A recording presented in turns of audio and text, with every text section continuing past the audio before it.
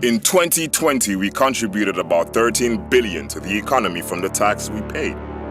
And in this 2021, it is estimated a 12 billion will be made from us.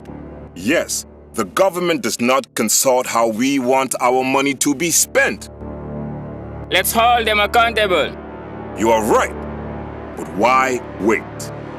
Accountability starts now. Listen. Right now, we do not have access to potable water, stable electricity, agricultural products, and equipment to increase our food supplies. There are limited health care services available to us. This year, we have a total revenue estimate of 25.7 billion, and only 45% of that goes into addressing our needs.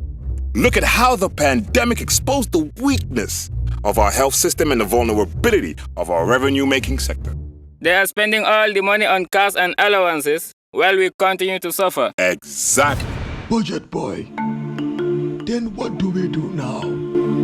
This is very confusing for us. Tell us, what must we do? May to June of every year, organize your community members, engage a member of parliament, and lay down your priorities for the upcoming budget. You and I were not prepared for this pandemic. More than 2 billion was already spent on COVID-19 activity. In addition, the Ministry of Health has a budget of 3 billion this year. Subhanallah. Yet, the frontline health workers were on a sit-down strike for not getting their allowances from the COVID-19 money, with less medical supplies in my local community. This is it. Even though the estimated revenue is 25.7 billion, the government expenditure plan is 31.7 billion to meet their fiscal target. Meaning, our country has a fiscal budget deficit of 5.9 billion. Billions! Do you know how many wheelchairs we can buy with that tax money? Unfortunately, the budget document is not transparent enough for us to know. Every expenditure line in the budget must be transparent enough for us to know what the priority of the government is. We are in election year, and the IEC has an approved budget of 314 million. Gee! We continue to take loans, and as a result, 5.9 billion of this year's budget is going out for debt servicing. Meaning, 17% of our 2021 budget is going out to pay loans. The executive branch of the government has the responsibility of creating the executive budget proposal, and they must consult us before preparing the budget at their comfort zone.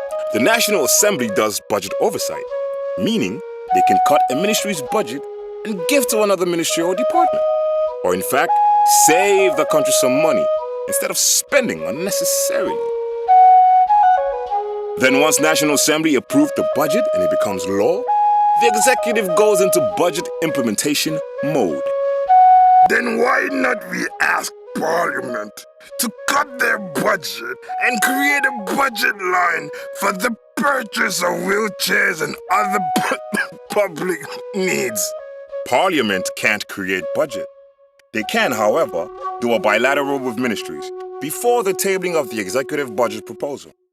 Remember the case of Gambia Participates and the Parliament at the Supreme Court? Oh, that's the 54 million loan created by Parliament and later stroked off the National